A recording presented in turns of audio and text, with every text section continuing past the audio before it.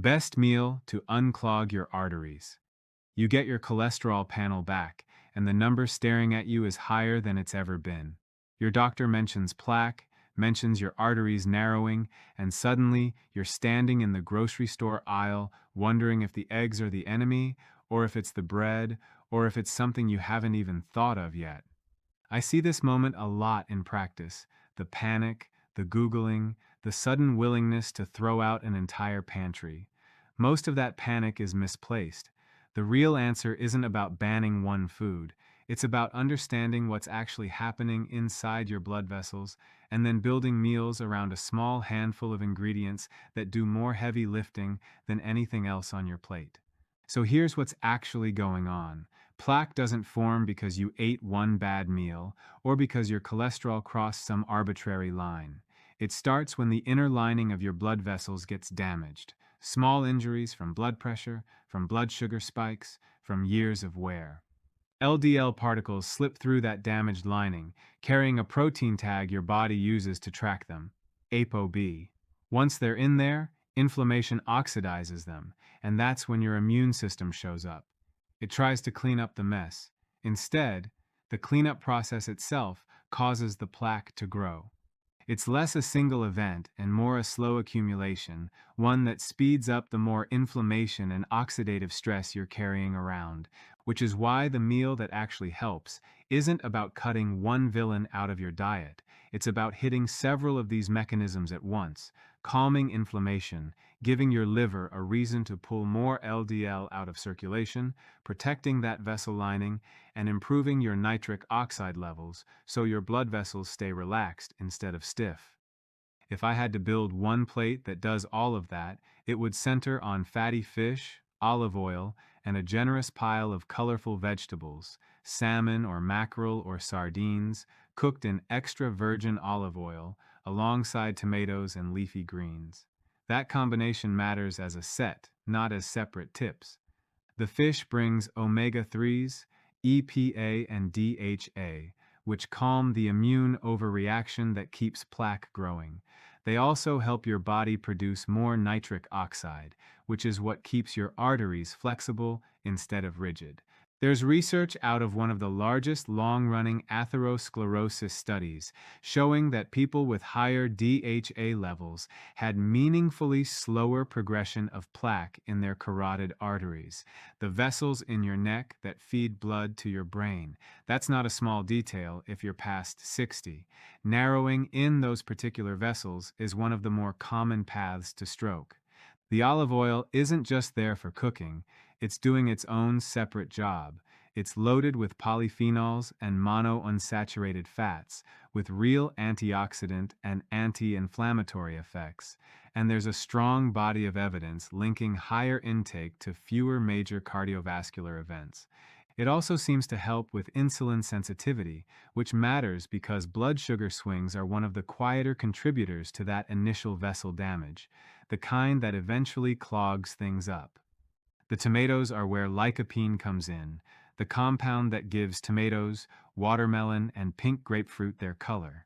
Lycopene is one of the more powerful antioxidants we know of for targeting the specific oxidative damage that turns a stuck LDL particle into an inflamed, plaque-building one.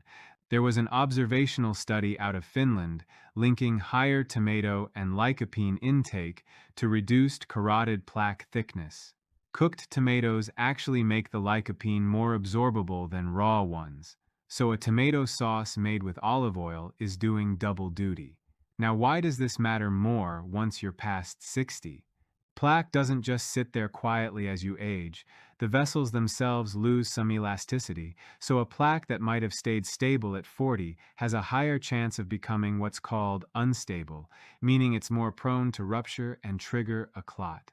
That's the mechanism behind a lot of heart attacks and strokes that seem to come out of nowhere. I rarely see someone in their late 60s or 70s with meaningful plaque who has perfectly normal blood pressure and blood sugar. Almost never. The two usually travel together, which is part of why the omega-3 and nitric oxide piece matters so much at this age. It's not just about the plaque itself, it's about keeping it stable.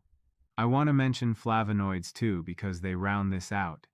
You get them in berries, apples, onions, dark chocolate, and green or black tea. They work by making the walls of your blood vessels less sticky, for lack of a better word, reducing how easily damaged LDL particles and immune cells stick to that inner lining in the first place. A meta-analysis pooling 9 studies found that people drinking 3 or more cups of green or black tea daily had a 21% lower risk of stroke compared to those drinking less than a cup.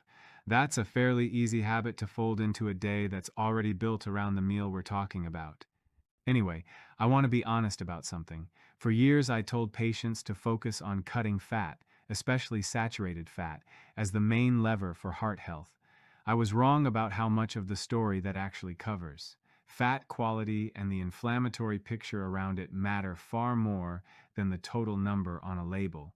That's part of why olive oil and fatty fish outperform a lot of low-fat swaps that are actually loaded with sugar.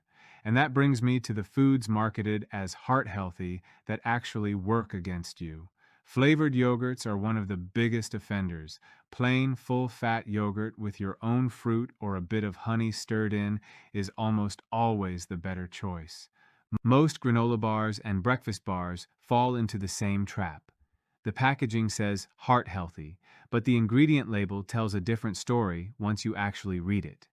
And juice, even the kind labeled no added sugar, delivers concentrated fructose without the fiber that would normally slow that sugar down if you were eating the whole fruit instead. This isn't about willpower or carelessness. Food companies have gotten very good at making sugar look like health food, and it's reasonable that most people don't catch it. If you want to push this further, there are 2 additions worth knowing about. Aged garlic extract has shown up in more than one randomized trial, helping stabilize plaque and slow coronary calcification over about a year of daily use. And regular sauna sessions, if you have access to one, are linked to better endothelial function and lower blood pressure. The evidence there is mostly observational, but it's consistent enough that I still recommend it to patients who enjoy it. I keep coming back to this idea that the plate matters more than any single ingredient on it. Salmon and olive oil, roasted tomatoes, a handful of greens, tea instead of juice. That's it.